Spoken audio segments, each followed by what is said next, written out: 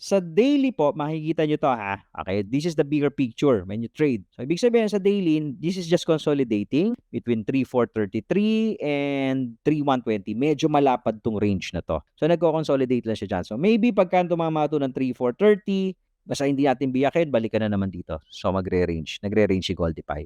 So, yun yung clear sa one-day time frame.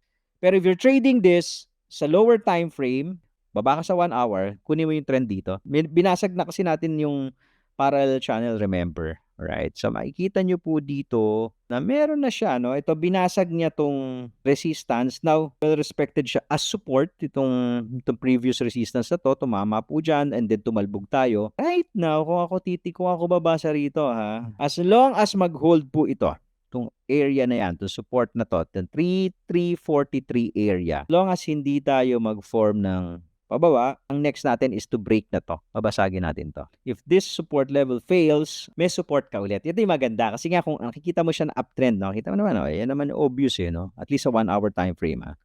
Dito ka ngayon tatama. Tatalbog ka ngayon dito sa 3,321, which is the yellow line of Tipay. Huli. So, paano yung play pag ganito? Usually, mga titos and titas, kanina akala ko breakout ito ng flag eh. Mukhang hindi na flag, so ito na siya. So, baka magta-triangle to. Okay, so meaning to say, ang possible na move ni Goldie, so pwedeng tumama dyan, mama doon, maipit, akyat.